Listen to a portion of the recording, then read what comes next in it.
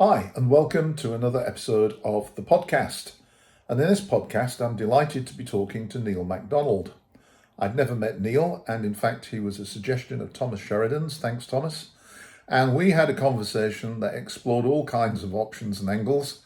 And I fear I did more talking than probably I should have done, but that was because it was such a wonderful conversation and so enjoyable. An hour passed in about 10 minutes. And here's the result. I started by asking Neil what got him started in his interest with the megalithic. Here's Neil. A while ago, I came through really sort of the Western mystery tradition angle, Yeah. which started really when I was way back in school. I mean, that long ago, and when I absolutely hated school, it was like a prison sentence. But I was there, but I had that longing to know, what everything was about, really. Yeah. So that was kind of a later. It was called the Desirous Quest by some people. I didn't know that then. I just thought there's something about this. This is wrong. I'm missing the point, or I don't understand the depth of it. And so I went through. Well, to start off, I became a born again Christian, and that didn't last very long. So I thought, well, no.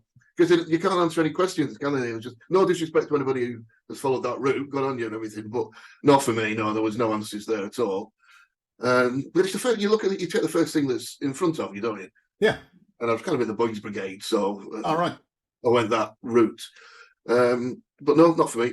And then I joined a mystery school, which just produced itself in front of me, and it was perfect for me.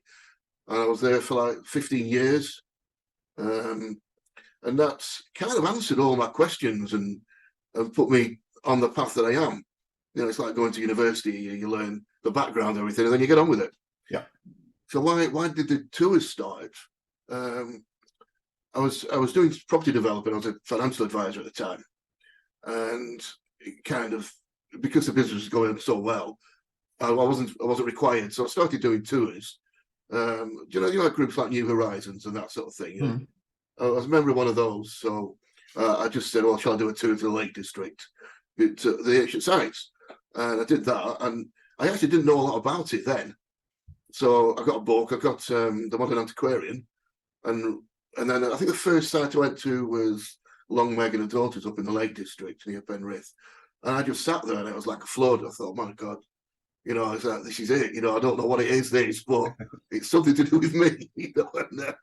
And all the massive questions that people start asking now: how, why, when, and all those questions came flooding in. Yeah. I did that tour, and then I did the Lake District tour. Then I did one to Derbyshire. Then I had a many Wilson did Yorkshire, and 20 years on, I'm still doing it.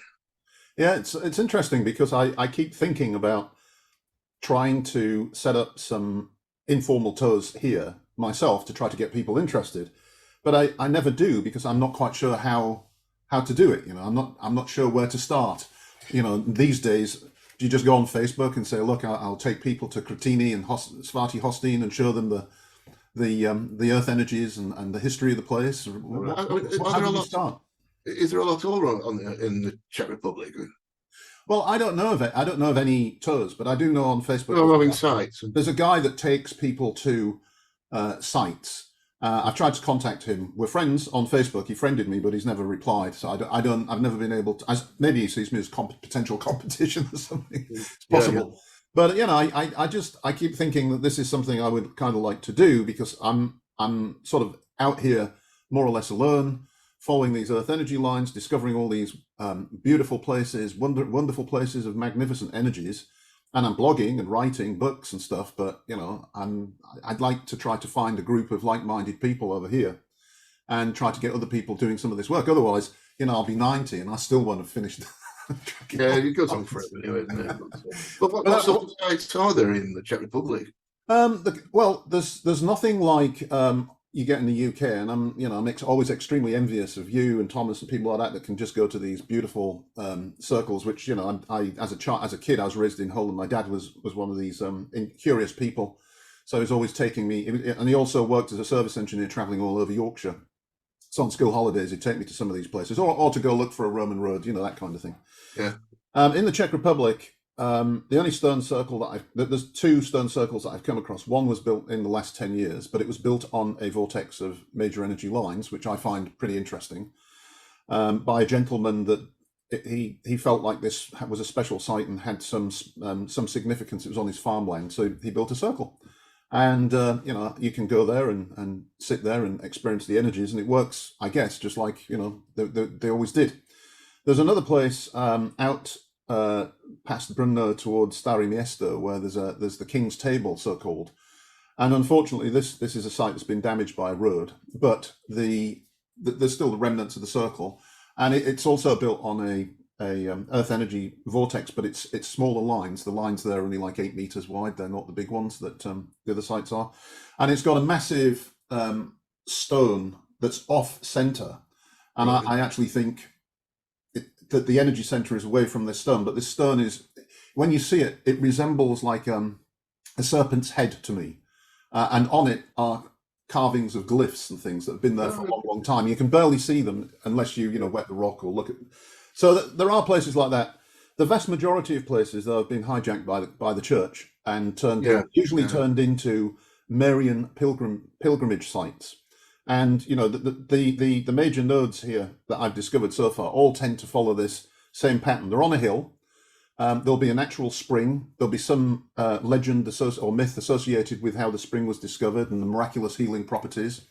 There will be a church that's been built by the Catholic Church or the Slavic Catholic Church before them that's dedicated to Mary. It'll have the crosses up the hill, for devotional stuff. I forget what Stations of the Cross, and they're all like that. But actually, they're all sites that have been in existence since before pre-Christian times, in my opinion, Celtic, Slavic, etc. So there are places, and each of them has something of a legend or a myth or history that's really intriguing. Like Svarti Hostin, the barbarian army was coming into this part of the world, and the Slavs were retreating in terror. So they went up this hill, and then a massive storm happened. And this storm was so severe that it disrupted the Hungarian army, and they retreated in disarray. And this took place just about the time when the aristocracy had converted to Slavic Christianity, but the populace was still Slavic pagan. So the populace saw this as the sky god Perun throwing his lightning bolts down at this invading army, and the aristocracy saw this as Mary delivering them from certain death. And so when you go to Svarti Hosting, the first thing you notice is this incredible, all the imagery is of a Mary-like figure standing on a moon symbol with a baby in her arms that's throwing lightning bolts at the ground. And the first time I went there, I'm like, what the hell? This is not, And then I realized it's a play to the Catholics, and it's a play to the pagans. It's baby Jesus is baby Perun.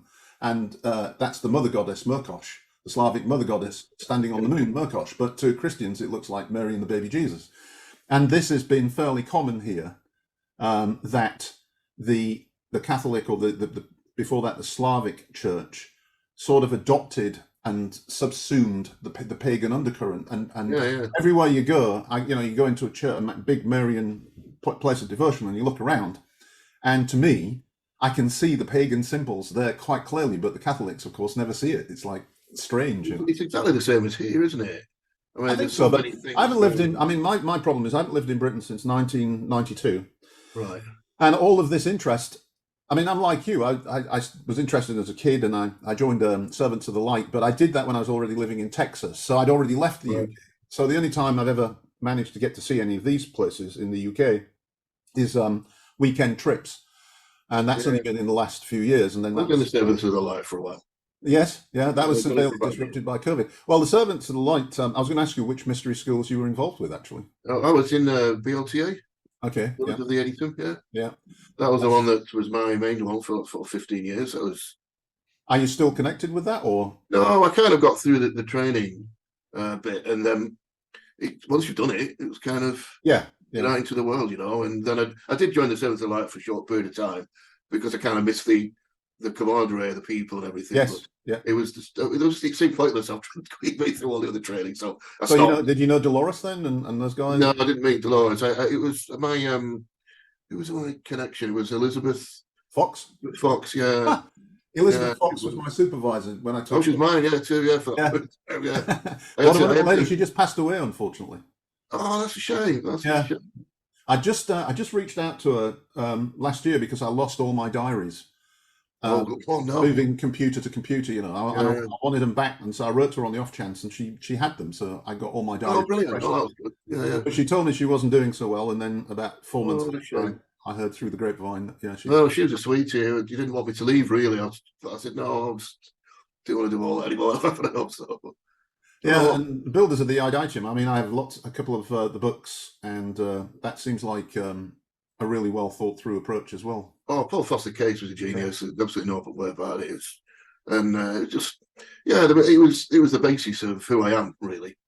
Those teachings. Once that's kind of answered all my questions, and to feel happy with the world now, and just get on. So when you say answered all your questions, what did it do for you?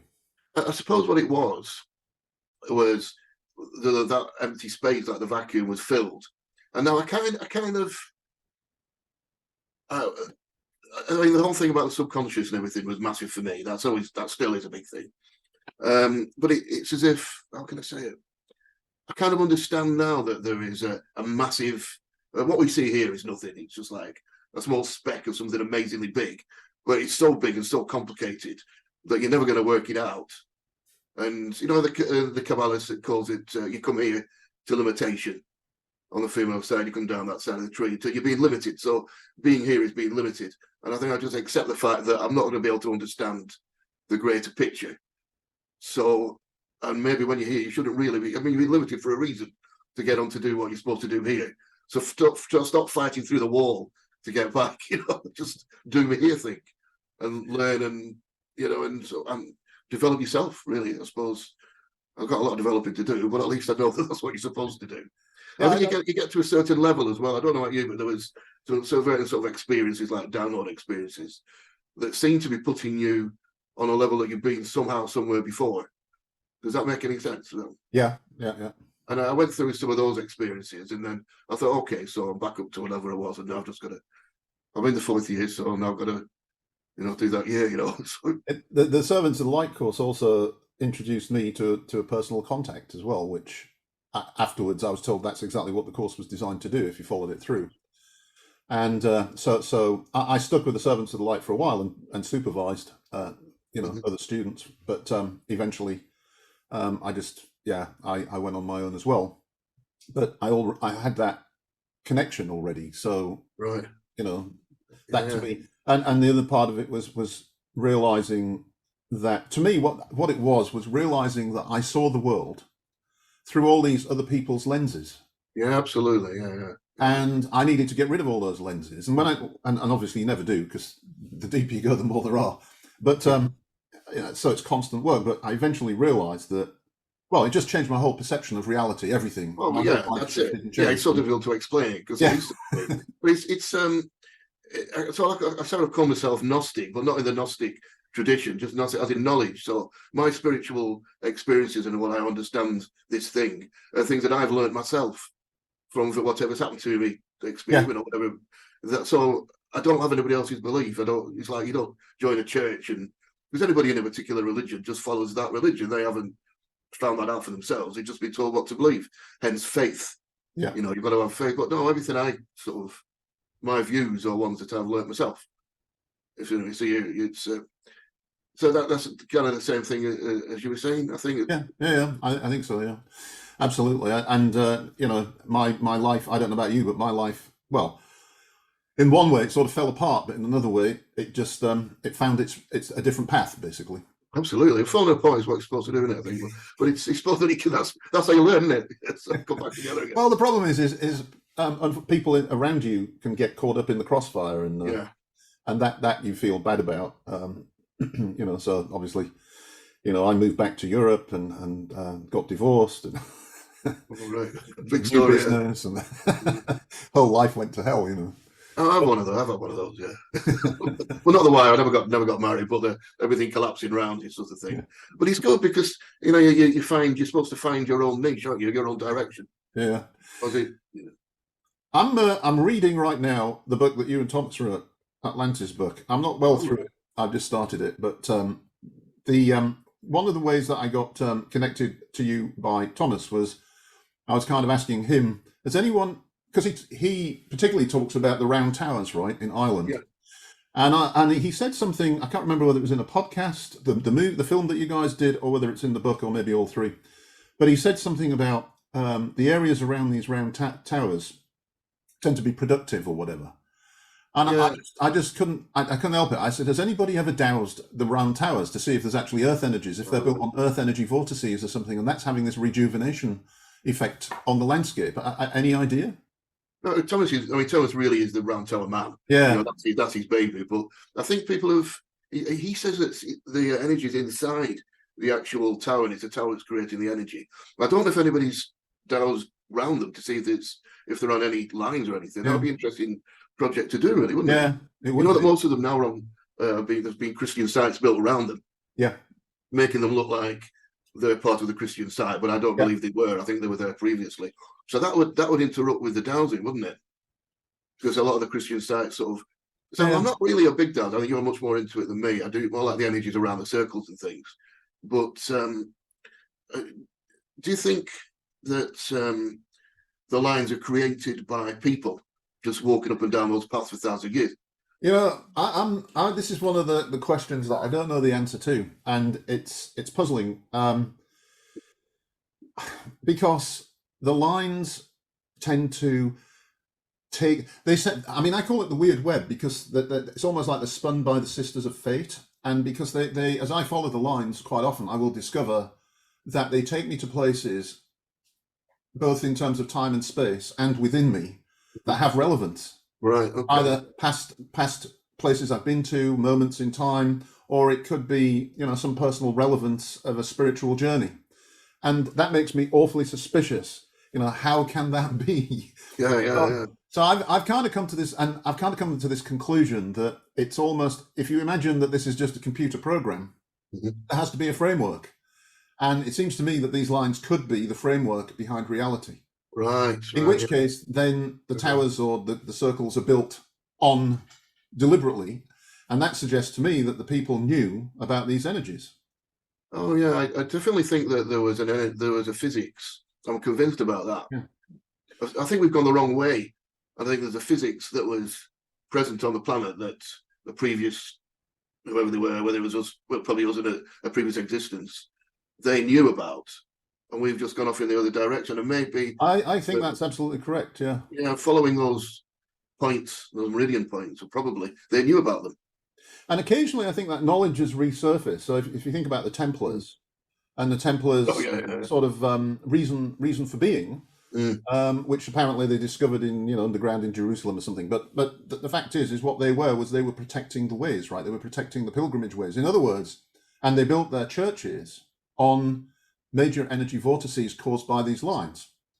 And I think they did that deliberately. And I think that the architecture that they used accentuated the energies. And I've also found evidence here in the Czech Republic in Templar wall art in the church here that they knew about certain frequencies, which if used would also accentuate the experience of working with these energies. So I think periodically this knowledge gets rediscovered and it's kind of kept as a secret. And I think the Templars kept this as a secret. And I think, all this nonsense about Templar treasure, the Templar treasure, it's normally people that are materialistic that are looking for the Templar treasure. Yeah. The Templar treasure is spiritual, pal. It's not of course it is. gold. And it's to do with mind. You think what is spiritual, and there's a crossover between what is the previous understanding, because magic is only a mechanics you don't understand yet, a physics you don't understand yet. Yeah. So I mean, I agree totally about the Templar thing, and I think that the Knights, even the mystery schools, and all the Masonic line, and all this is trying to piece together this jigsaw that with all the pieces missing, and trying to build it again. And once you built all that, it wouldn't be magic and it wouldn't be mystical anymore. It would be another technology, a different type of technology. Probably, I think it might be. I mean, it's a big leap forward, but like plasma based instead of. Because they talk about. I spoke to it. I'm researching another Rennes Chateau book, and I've just put it into my mind. When we talk about the one thing prima materia. Yeah. It's the thing that as above, so below, and everything's made out of that one substance. Yeah. And I'm wondering whether that one substance was like a plasma that everything is. And if we were only tapping into that plasma now instead of the physics that we use. And that also brings into the equation something that often I find quite amusing, which is, the quantum physicists. Yeah. Are coming up with all these wild theories that basically are very magical, and they think that they're the ones discovering it. And I'm like, well, actually, no, that's we've known that for thousands of years. Yeah, you finally you told us we were silly people for believing this. Yeah, and all of a sudden you're saying it's really interesting. Yeah, I know. But there's so much of that, isn't it? I mean, it's academia holds everything back. Yeah. There's Rory Duff, who I kind of defer to on the nature of the energy lines. He's a fellow geologist, and he's done a lot more work than me. And he thinks that they're basically sound, ultra low frequency sound. Right. Okay. And of course, that all fits with, in the beginning was the word and the use of sound, and everything's a sound. But who knows how sound and plasma and all that kind of stuff relates to each other? It's probably all the same stuff at the end of the day. Probably all the same thing. Yeah, that one material. Yeah.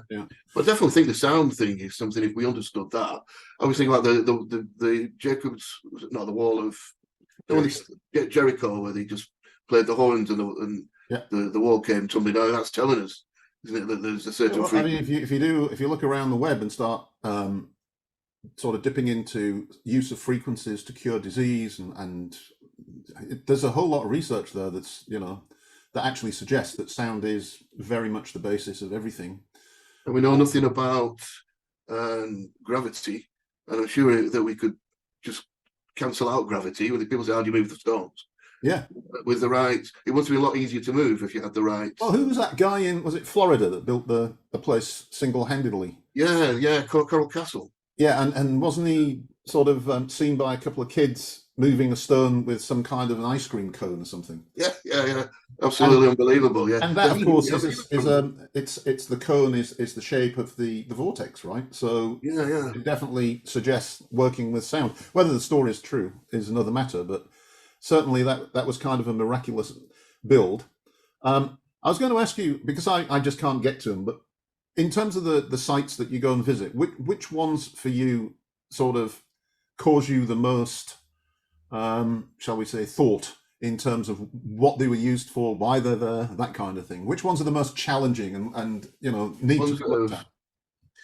I think so. First, you've got huge, massive, great big standing stones, right? They're on their own, and they seem to be all over Europe. And I think they might be the nodal points that you're referring to, because they're massive, bigger than anything else you looked at earlier.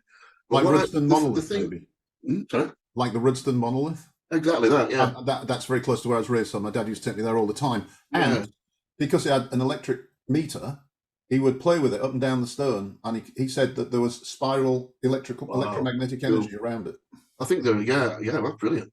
Yeah, I think the same thing on stone circles.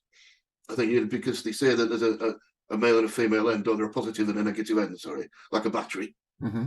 And a lot of the stones seem to be, the people have measured them, that you would have one with the positive at the top, the next one the positive at the bottom, and it would go all the way around. So that's introducing like a sine wave all the way around, and you can measure it. You can't go through a stone circle with dowsing rods without them changing on the circle. And I'm sure that was, for some reason, that was an energy point. But the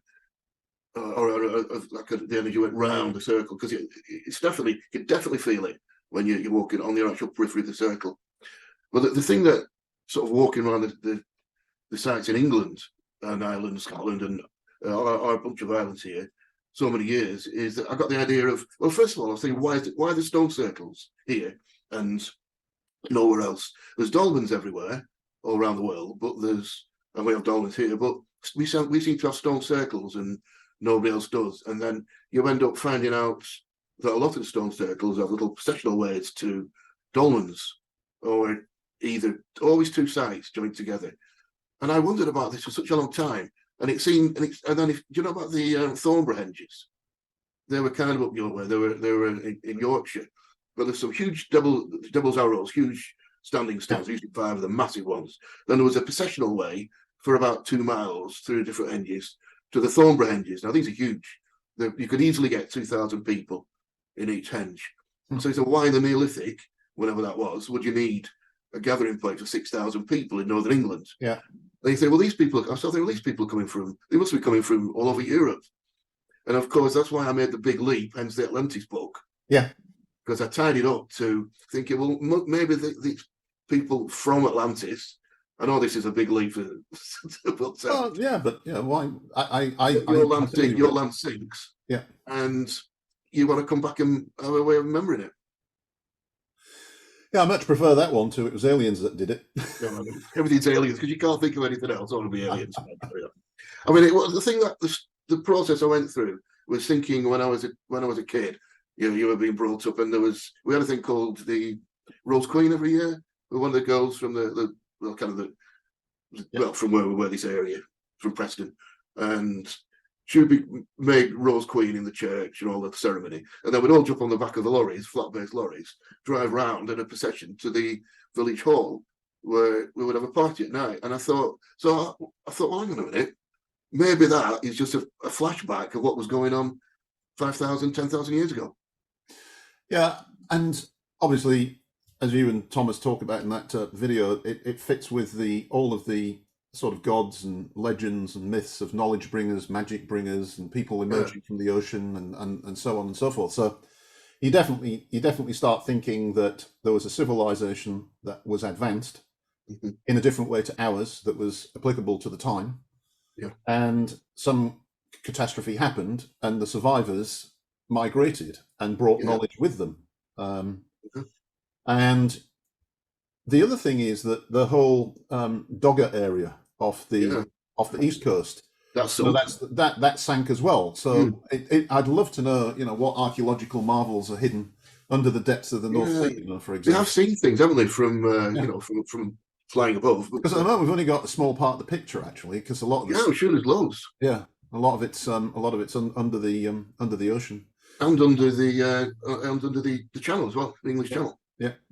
So you say, well, can an island like Atlantis sink?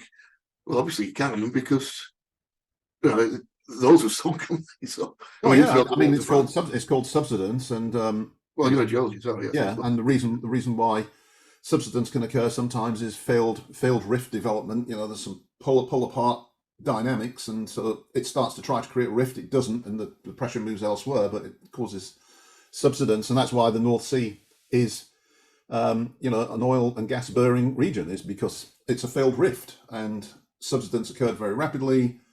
That led to the formation of kerogen. Kerogen formed oil gas. There was the right kind of rocks to trap it, and so as a geologist, when you're looking for oil and gas, you're looking for failed rifts and areas of. So when people say, "Well, Plato must be wrong," it's not wrong, is it? Because these things. I don't think so. I do. Sort of, I am challenged a bit by, well, if there was an Atlantis and it was in the mid-Atlantic, then how because that's where the mid-Atlantic rift has been, and now that would mean though that potentially it was a volcanic island, potentially, because you do get these volcanoes coming off the rift, and as the plates move apart, you start to descend because it's sagging, right? So you would, over time, what was a big island would start to become submerged. Why suddenly? It's like Malta, yeah. So I mean, I can see it. There are some challenges with having a huge landmass in the mid-Atlantic, but other than that, all the rest of the evidence does seem to suggest, and I do think that that's where this knowledge of Earth energies and a lot of the pagan stuff originates from. Because I mean, like yesterday, I was doing a meditation on, and I wrote a Substack actually on Marana, the goddess of winter and death, Slavic goddess of winter and death. And as I was doing the meditation, I began to see that this archetype goddess is really the gatekeeper to the subconscious domain. And in their minds, winter, the darkness of winter, represented the darkness of the subconscious.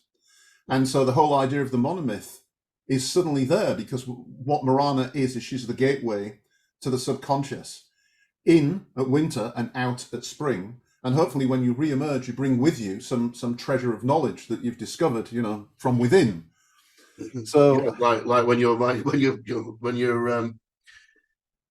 life collapses, same thing, isn't it? Really, that's then you come out and hopefully by pulling yourself out the other side, that's the journey, isn't it? Yeah, and I mean, we think we're so clever, because we fly in airplanes and drive cars, and but if you really think about it, it's very much a materialistic technology adoption, and anything spiritual is increasingly poo-pooed, and it's all about merging with machines and implants in the brain. I Not reject very all that. scary. It's completely the wrong direction. Well, Completely. yeah, the AI thing is scary for me. Yeah. I mean, I think that we have cycles that we go through, but we don't want to go through a cycle where we break any chance of coming around and restarting the cycle. That's what the thing that worries me. Yeah. Well, I think at the moment the risk is that we seem to be in a silly phase where Oh God, yeah. utter stupidity is going to kill us if nothing else. I know it's. I mean, in some ways, I'm thinking, bring it on, make it more stupid. I mean, everything everybody says now is so ridiculous. Yeah. Well, that's gotta mean it's going to swing back the other way or something's going to happen because everything is just mad. Yeah. It's like, as you probably noticed. Oh yeah. On these tours, then, how are you doing them still, and how does it work? Oh yeah, I've been doing it'll be 20 years. It's been my living really. Obviously do the conference as well, but Yeah. I've got the website megalithictours.com. Yeah. And I've had people been coming for years and years. It changed through the COVID thing, but people just basically book on the website. They'll just look down the tour timetable and book.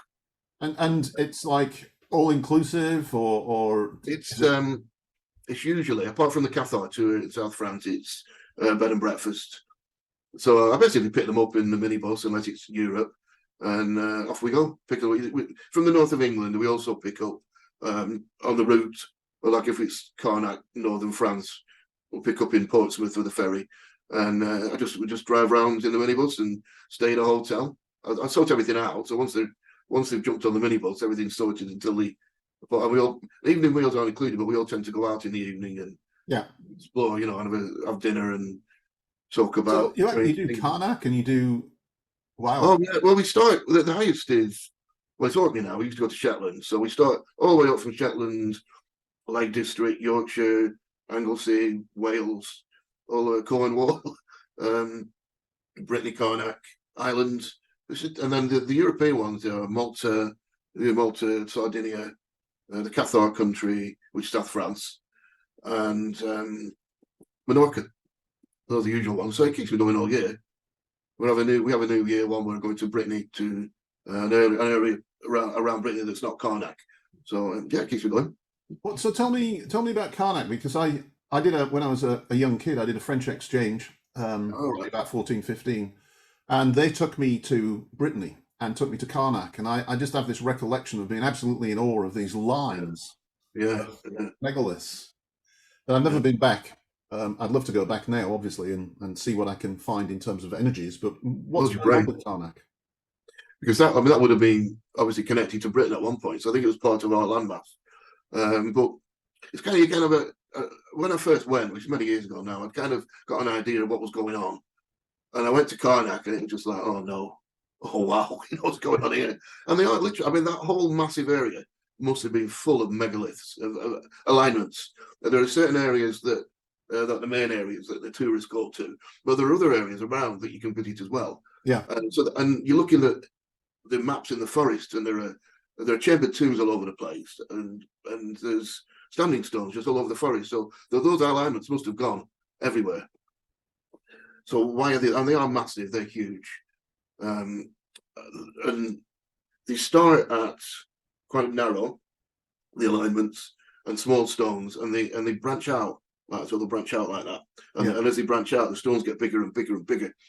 So I mean, you've got to pay money, takes your choice, don't you? But I kind of see it maybe there's an energy being forced down these lines, or if there's and at the end of it, there are sometimes they call them cromlechs, but they're like a square or some shape of megaliths that have just been formed, and as if the energy is forcing into those. I'm sure they knew how to use the energies, and also let me tell you this, because you asked me a question about the lines earlier, and then we got off. Even though the lines, I think the lines are there like part of the substrata of reality, they are influenced by consciousness, right? Yeah. So they do move, and as an example of that, I was out in the forest here midsummer, tracking what I call the Templar Line. And I was really disappointed because I'd expected this line to go up to this major site at Svarti Hostin, and I was all excited about what that would mean. And it didn't. It bent around before it got there and went into the forest. And I'm thinking, what the hell's going on? Anyway, I found this little chapel in the forest built in like 1850 or something. And much to my amazement, it was dedicated to Mary of Hostin. So this was like a Hostin connection. Right. And the female line went through the chapel in the middle of the forest. And the male line, what I call Perun, was a bit like 50 meters to the south. And the two lines seemed to node in somebody's back garden. And I could feel the energy and hear the buzzing. It's like a bee buzzing sound, this energy. And I'm thinking to myself, how bloody disappointing, somebody's backyard. Why? And I went off that afternoon into the forest, long hike, following these two lines and another line. And I came back the next morning and I went back to this chapel and I sat there. And I suddenly had this thought, what if the lines used to cross here, not 50 meters to the south? And through lack of use or whatever, the ones migrated off. Yeah. So I decided to do something which Rory Duff had told me was possible, which was to repair the node, he calls it. So I'm not going to go through the whole mechanism, but I stood where I thought the node should be. And after a certain amount of meditation and asking permission, I simply suggested that if the node belonged here, perhaps I could visualize the line moving back and bring it back to where it belonged. And if it did belong there, then it would renode here. To recapture that, yeah. And guess what? It did. Wow. And I couldn't believe it. I mean, I spent the entire afternoon wandering up and down this 50 meters, trying to check where is the male line? It's gone. It's not here anymore. Now it's up here and it's crossing. And now the bee sound, the buzzing and the energy is at this little chapel. And I just felt like, wow, so amazed. And yeah, so, I mean, so what's the word? I felt like, it was a really nice thing that I'd been allowed to do, right? And I want to go back as soon as the weather clears up, check whether everything's still there. But Rory says that this repairing nodes can be done and should be done because the lines, when they lack the attention, they kind of wander off, right? And so it seems to me that these ancient peoples somehow knew how to use these lines, knew how to magnify them, knew how to redirect them.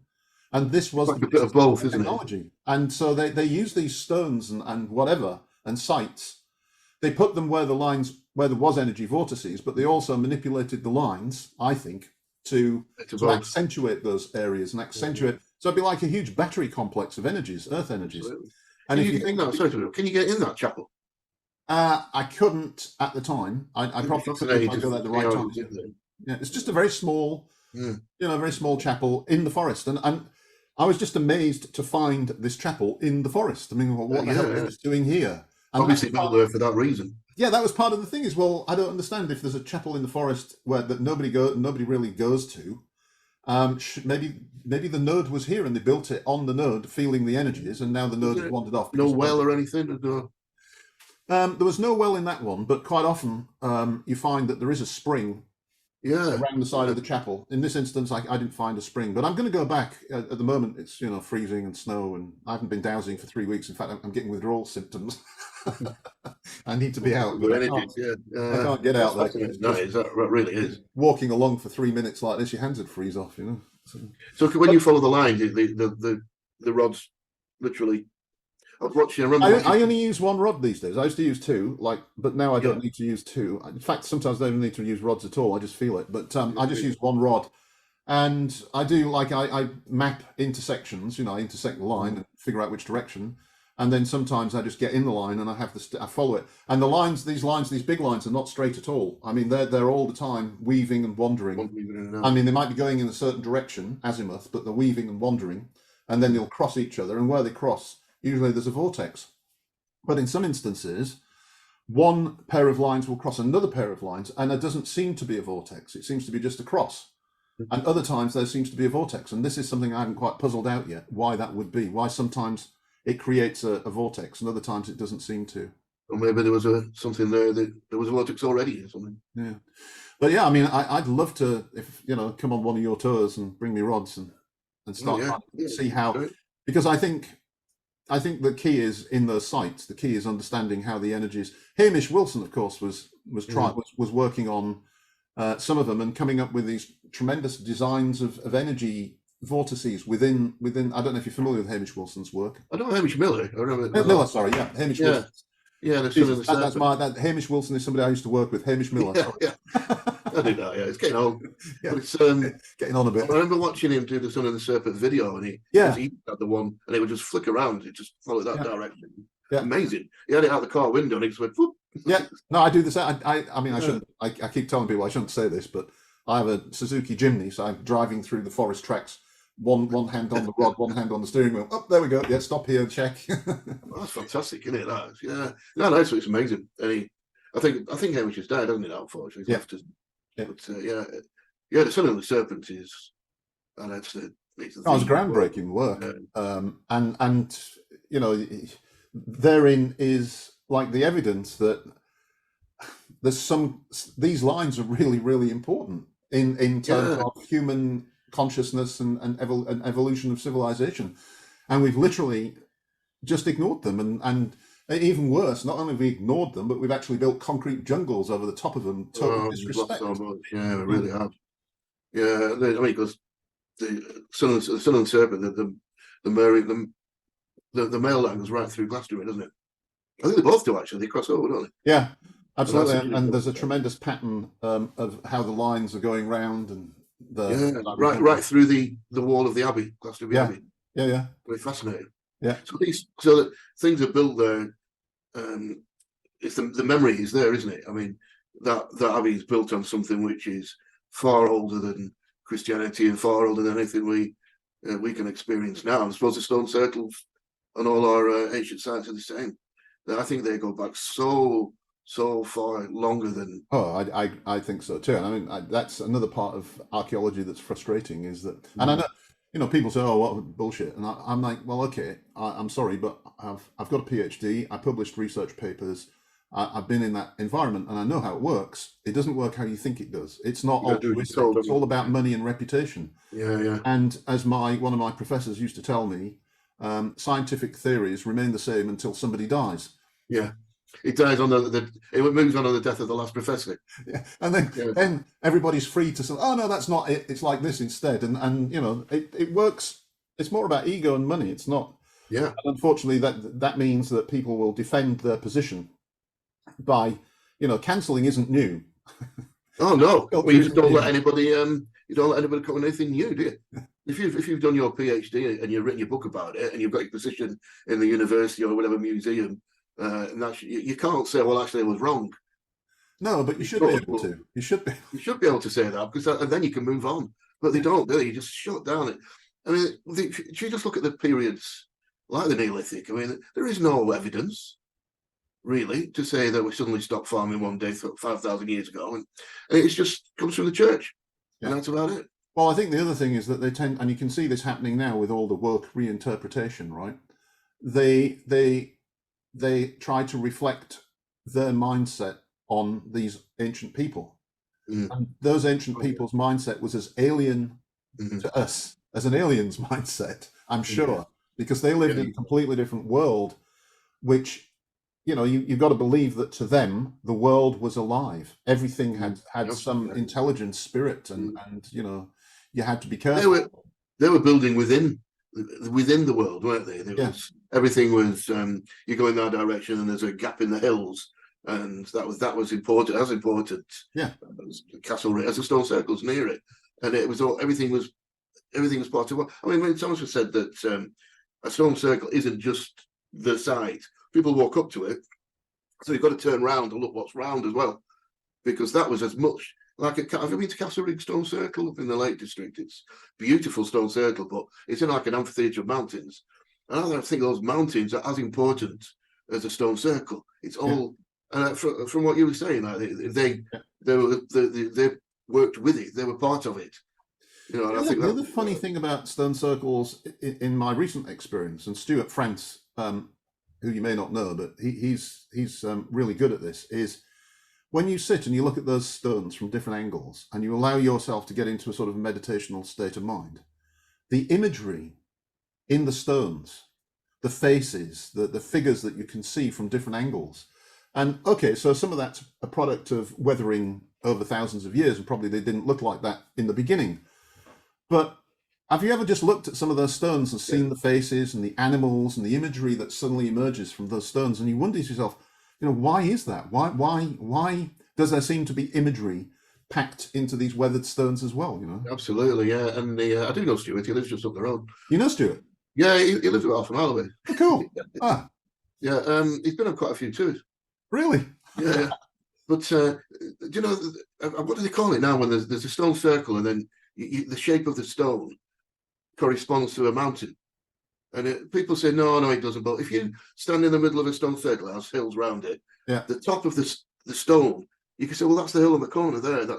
So every stone seems to have been carved to match something on the around. It's definitely true, because I mean I've doubted myself that no, it can't be, but it is. Every time you look, it's...